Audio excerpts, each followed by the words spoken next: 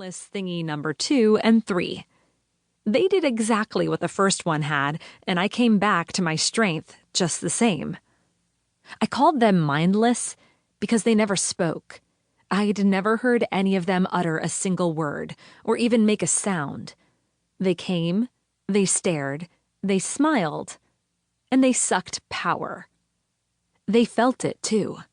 It's how they found me 4 times in a row before I learned to shield myself.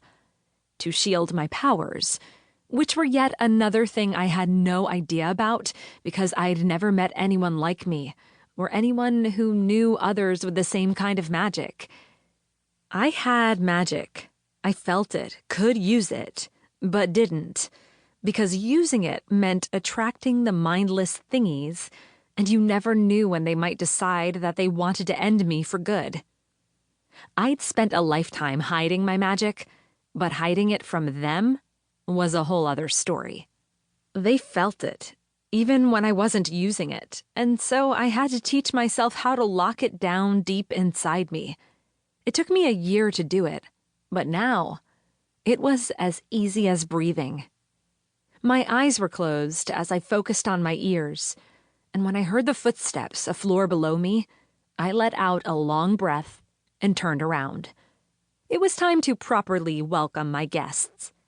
With butter in one hand, fly hiding under the sleeve of my shirt, and 4 throwing knives in the other, I was ready. Guns were fun, but they didn't seem to hurt them. Not unless we got close and personal, the barrel kissing their skull. It was just a theory, one I had yet to prove, but I was taking my chances. The first one that stepped onto the open floor with nothing but dirt, tools, and a few pillars around was really tall. His black hair was sleeked behind his head, the muscles under his black shirt ripped. After him came another 3. They were all kind of the same, but different. At first sight, you'd think they were brothers, but if you looked closely, you'd notice the differences, like how the second guy's eyes were really wide set, and the third guy was bald, and the fourth had muscles like he was on steroids. A chill climbed up my spine. I was prepared for only 2, because they only ever came after me in 2s. Fear snaked its way to my throat, forming a big enough lump to make it hard for me to breathe. The thunder raging outside shook the building hard in response to my hammering heart. They all smiled at me, and I smiled back. Scared didn't even begin to describe how I was feeling. But I was not backing down now. I was tired of running, done with it. It was time to give them a few refreshments, which came in the form of my throwing knives. Locking down my magic tightly inside me, I threw all 4 knives at once and ran forward in the same second. They were ready as ever, and they charged at me in a heartbeat, not even noticing the knives now buried in their bodies. Swinging my arm, I caught the first one with my sword right across the face. Blood exploded, spraying my face while I spun around and took out the other.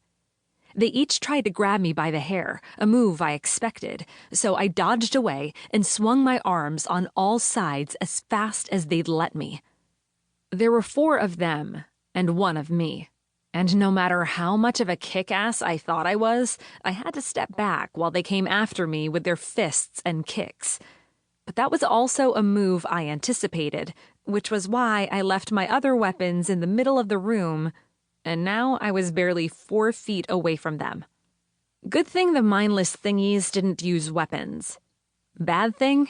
Their fists were huge and felt like a big-ass hammer on my face, like the one the bald guy hit me with on the jaw.